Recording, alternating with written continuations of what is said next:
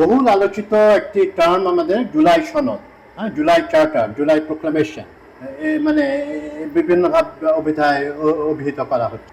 তো এটা নিয়ে আমাদের মোটামুটি একটা মতৈক্য ছিল যে একটা জুলাইয়ের যে 2024 সালে যে বিশাল গণ অভ্যুত্থানটি সংগঠিত হয়, যার ফলে 15-16 বছর ধরে ক্ষমতা আঁকড়ে থাকা শেখ হাসিনাকে পালিয়ে যেতে হয় দেশ থেকে, এ ব্যাপারে একটা প্রোক্লামেশন দরকার, সনদ দরকার। তো এই বিষয়টা নিয়ে কোনো দ্বিমত নাই কারো, বা ছিল না, এখনো নাই। কিন্তু জুলাই সনদের কোনো আইনগত ভিত্তি থাকবে কিনা, বা জুলাই সনদটি সংবিধানের অন্তর্ভুক্ত করা হবে কিনা, এটা নিয়ে নানান রাজনৈতিক দলের ভিন্ন ভিন্ন মত রয়েছে।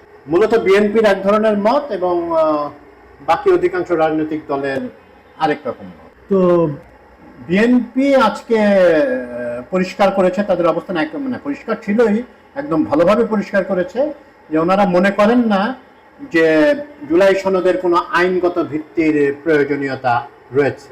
ওনারা বলেছেন যে জুলাই অভ্যুত্থান, গণ অভ্যুত্থান, এটা সংগঠিত হয়েছিল জনগণের অভিপ্রায়ের বহিঃপ্রকাশ হিসেবে, সুতরাং এটার ঠিক আইনি ভিত্তির তেমন কোনো দরকার নেই।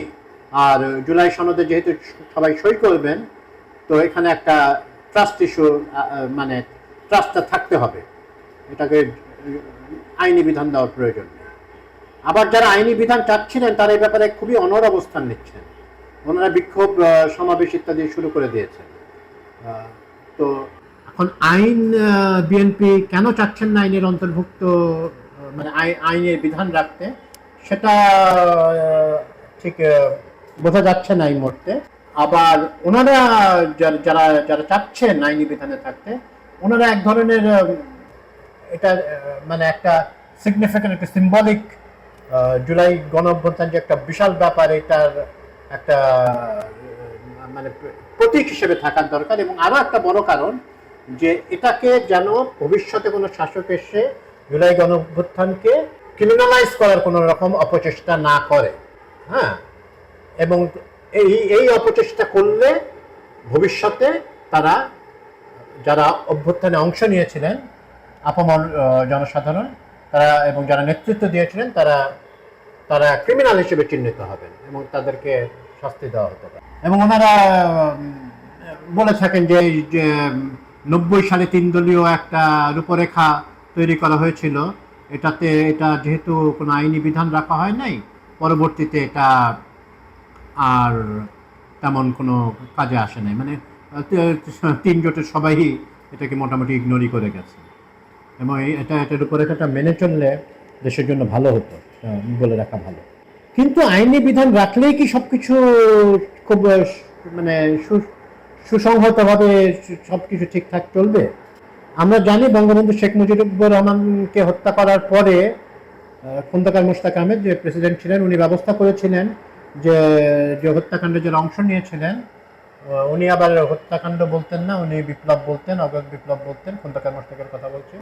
এবং উনি ফারুক রশিদ ওনাদেরকে জাতির সূর্য সন্তান হিসেবে অভিহিত করেছিলেন। তো সেটাই হোক, উনি দায় মুক্তি দিলেন, ইনডেমনিটি দিলেন, যে কোনো বিচার করা যাবে না এদেরকে। তারও আগে আবার এই রক্ষী বাহিনীকে একটা ইনডেমনিটি দিয়েছিল, ওই ইনডেমনিটির আগেও কিন্তু একটা ইনডেমনিটি দিয়েছিল, সেটা মুজিবের সরকারই দিয়েছিল। এবং রক্ষী বাহিনী কোনো আসলে বিচার হয় নাই, তারা অনেক অপকর্মে জড়িত ছিল, সেটা অন্য প্রসঙ্গ আসলে। কিন্তু ইনডেমনিটি প্রথম খন্দকার মোশতাককে দিয়েছেন এমনটি না। তো সে যাই হোক, ইনডেমনিটি কিন্তু কোনো কাজে আসেনি। আওয়ামী লীগ ক্ষমতায় আসার পরে সেকেন্ড টার্মে তারা কিন্তু, হ্যাঁ, ইয়েকে সবাইকে শাস্তির আওতায় এনেছে। হ্যাঁ, তারা মানে ফাঁসি দেওয়া হয়েছে। লাস্টে ক্যাপ্টেন মাজেদ, উনি পলাতক অবস্থায় ছিলেন ইন্ডিয়াতে অন্য নাম দিয়ে, ওনাকেও টেনে নিয়ে আসা হয়েছে। ভারতের সাথে আমাদের তখন হাসিনা সরকারের খুবই মধুর সম্পর্ক ছিল, তো ভাই ওখানে টেনে নিয়ে এসে তাকে ফাঁসি দেওয়া হয়েছে। তো এবং ওনারা আসলে স্বীকারও করেছিলেন, যারা ছিলেন ফারুক রশিদ, ডালিম, ওনারা বলেছেন জাতীয় স্বার্থে ওনারা শেখ মুজিবকে হত্যা করেছেন। সেই প্রসঙ্গে আর যাচ্ছি না। আমি আমার এত কথা বলার পয়েন্টটা ছিল এই যে ইনডেমনিটি দিয়ে বা আইনি বিধানে করে কিন্তু কাউকে মানে বাঁচিয়ে রাখা বা এটাকে ক্রিমিনালাইজ করা ভবিষ্যতে থেকে করা যায় না।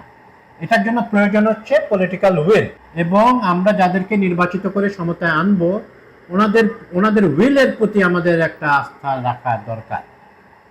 কারণ সব সংস্কার সবকিছু তো আসলে সনদ বাস্তবায়ন ইত্যাদি সবকিছু তো ইন্টারিম করতে পারবে না। ইন্টারিম গভর্নমেন্ট মানেই হচ্ছে অন্তর্বর্তীকালীন সরকার। এনাদের লিমিটেশনস এর ভিতরে তাদের কাজ করতে হবে, মানে ওই টাইম ফ্রেমের ভিতরে কাজ করতে হবে, বাকিটুকু নির্বাচিত সরকার এসে করবে। তো জুলাই সনদের ক্ষেত্রেও আমার মনে হয় যে খুব বেশি কমপ্লিকেট করার দরকার নাই। লেটস সি ওনারা যদি এটা নিয়ে কোনো নির্বাচিত সরকার যাদেরকে আমরাই ভোট দিয়ে আনবো, ওনারা যদি কোনো টালবাহানা করেন, আমার মনে হয় না করবেন এটা নিয়ে। কারণ হাসিনা শাহীর মতো সরকার দেশে আসবে বলে আমার মনে হয় না, কাছাকাছি আসবে, মানে কাছাকাছিও আসবে না। তো আমরা যাদেরকে নির্বাচিত করবো ইলেকশনের মাধ্যমে, ওনাদেরকে তো আমরা আস্থায় নিতে হবে। তাদের এটা তো খুব জরুরি তাদেরকে আস্থায় নেওয়াটা।